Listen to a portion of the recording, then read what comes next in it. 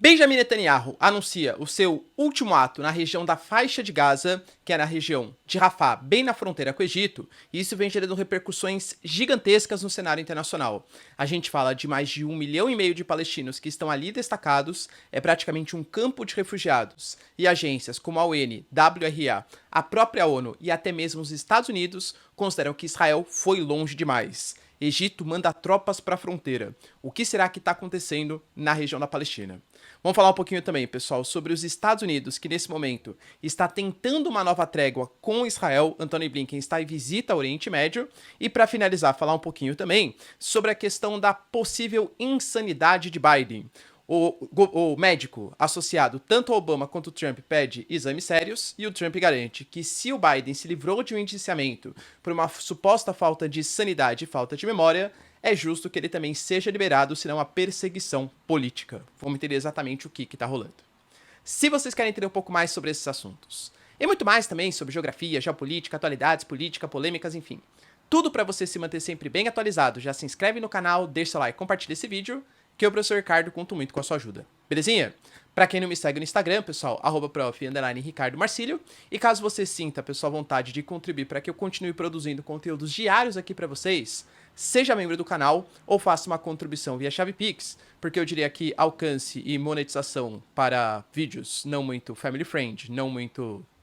Enfim, né? Para essa plataforma não são muito bem quistos, tá? Se você puder ajudar, sensacional. Se não puder, pessoal, seu like, seu engajamento, comentário já tá mais que sensacional. Tamo junto? Então bora lá pro vídeo, pessoal, porque até o Biden, aparentemente, até os Estados Unidos, estão perdendo a paciência com Israel. O Netanyahu, ele fez um anúncio, isso foi, na verdade, anteontem para ontem, né? Inclusive, já começaram alguns ataques na região de Rafah, que é uma região que fica bem no sul da faixa de Gaza, bem na fronteira com o Egito. A gente sabe que desde o fatídico dia 7 de outubro, do ataque do Hamas contra Israel, o Netanyahu prometeu que eliminaria as tropas do Hamas, e quando eu falo Hamas, não só a parte militar da coisa, mas também a parte governamental da coisa. Inclusive, ele garante, tá, que tudo que pertence do Rio Jordão a oeste tem que ser, pelo menos provisoriamente, a gente sabe que provisoriamente não sabe muito bem quando acaba, né? Dominado pelos israelenses, para evitar que grupos terror, como Hamas, dominem aquelas posições. E galera, eu diria que pelo menos no início ele teve grande apoio da comunidade internacional.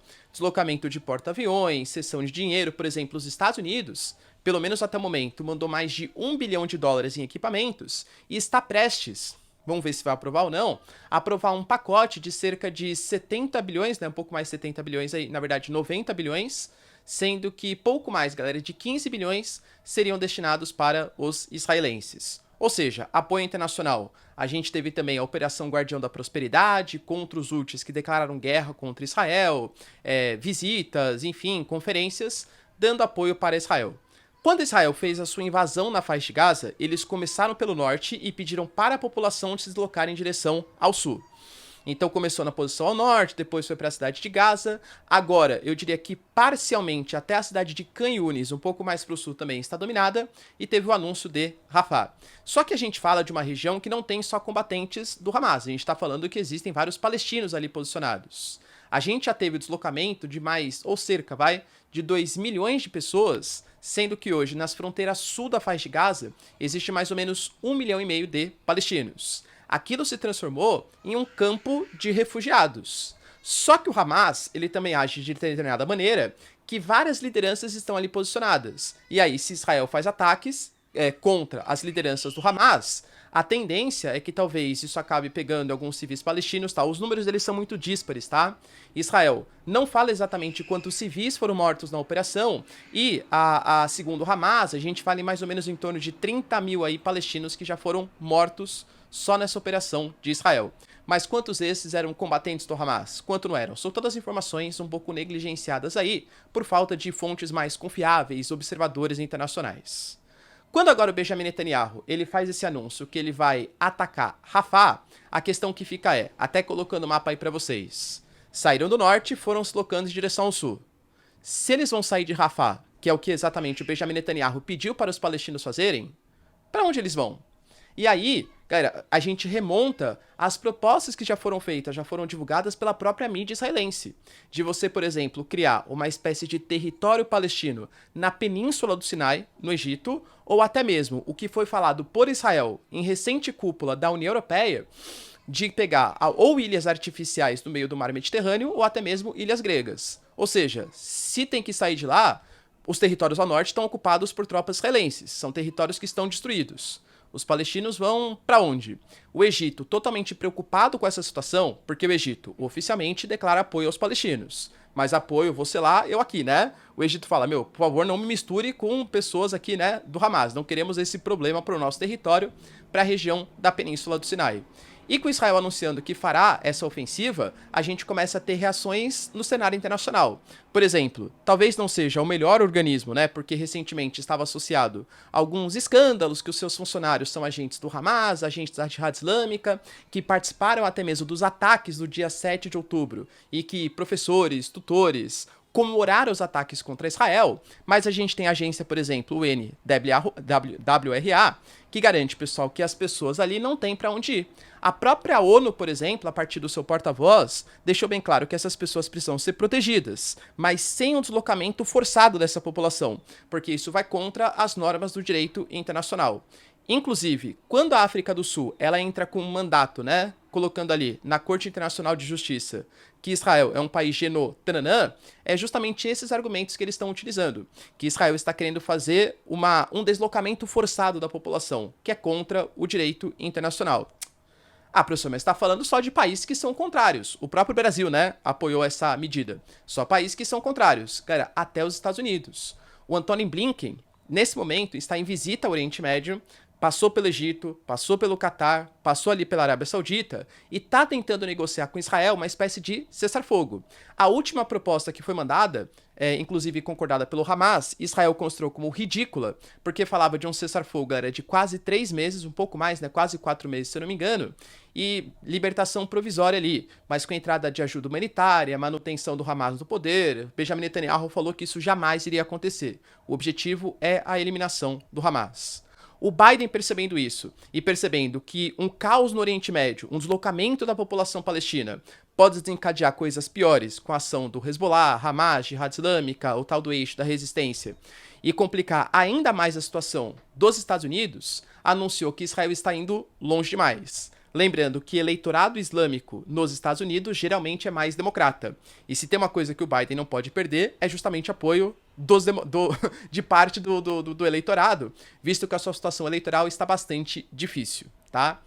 Então, assim, o que eu percebo é que Israel, com essas atitudes, vem se isolando no cenário geopolítico internacional.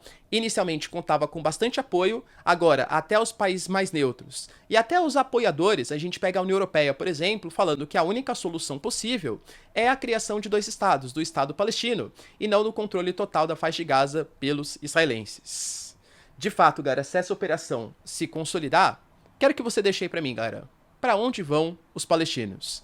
E entendam que você não pode fazer uma análise dicotômica, né?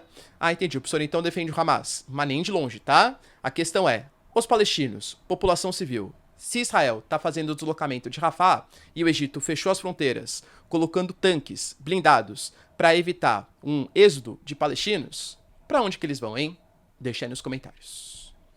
Para finalizar, pessoal, a gente pode falar também sobre... A gente conversou um pouquinho no vídeo de ontem sobre isso, que o Biden, ele foi, segundo a promotoria dos Estados Unidos, considerado inocente do processo de roubo de documentos oficiais da Casa Branca. Professor, não é a mesma coisa que o Trump? Mais ou menos, né? Tanto que o Trump ele tentou pegar uma brechinha, mas não é exatamente a mesma coisa. O Biden foi presidente, na verdade vice-presidente, até 2017, quando ele era vice do Obama. E a gente tinha, depois descobriu-se, a partir dos seus advogados, que alguns documentos oficiais da Casa Branca estavam em posse do Biden. E você não pode fazer isso, roubar documentos oficiais do Estado americano, né? Trump fez mais ou menos parecido. Fizeram investigações e descobriram que na sua mansão na Flórida também tinham documentos oficiais. Qual é a diferença? No caso Trump, a polícia investigou, fez uma invasão, né, e pegou os documentos. No caso do Biden, os advogados falaram, olha, tem documento aqui, hein? Foi sem querer e a gente tá devolvendo aí pra vocês. dos dois casos estão errados, por isso que os dois casos vão para investigação. No caso, a promotoria dos Estados Unidos considerou que o Biden, ele é um senhor simpático, que aparentemente não tem muita culpa no cartório e que ele tem muita fragilidade na sua memória. E por isso, ele não poderia ser acusado do roubo desses documentos. Inclusive, a promotoria colocou que ele fez uma série de confusões aí recentes, falando ali, confundindo a galera chanceler da Alemanha, se referindo a antigos aliados como se fossem inimigos. Então, um senhor confuso, que não está nas suas plenas sanidades mentais. Se isso é bom pelo lado do inquérito, isso pega muito mal, já que estamos em pleno ano eleitoral, né? Ter um presidente, cara, que não tem muita sanidade mental, convenhamos que não é o melhor para os Estados Unidos. Além disso, a gente ainda teve o próprio médico que teve associado aos ex-presidentes dos Estados Unidos, tanto Obama quanto Trump, alegando, cara, que é necessário fazer um teste de sanidade mental no Biden, porque várias das suas ações, das suas declarações, não condizem muito com a realidade. Inclusive, quando o Biden foi se defender dessas acusações que não está na sanidade mental, falou assim, imagina, olha minhas ações, tudo que eu fiz e tal. Só que daí, quando ele foi se referir ao general Ali Sisi, que é o chefe de governo do Egito, ele chamou o Sisi de presidente do México, tá? Então fez uma baita confusão. O Trump, tentando tirar uma casquinha, porque ele também tá envolvido, né? Isso vai estourar nesse ano eleitoral, falou, pô, se o Biden não teve um inquérito colocado contra ele, então eu também não vou ter. Calma, Trump, que os processos são diferentes. Mas claro que se isso for levado pra frente no caso do Trump, isso vai ser utilizado tanto por Trump quanto pelos republicanos do ponto de vista eleitoral. Tanto a sua possível falta de sanidade, quanto também por que o Biden pode e por que eu não posso. A situação do Biden tá complicada nos Estados Unidos. Beleza, pessoal? Deu pra entender os principais acontecimentos? Se vocês curtiram o vídeo, então, deixa seu like, se inscreve no canal. Tamo junto, beijos, abraços e tchau, tchau.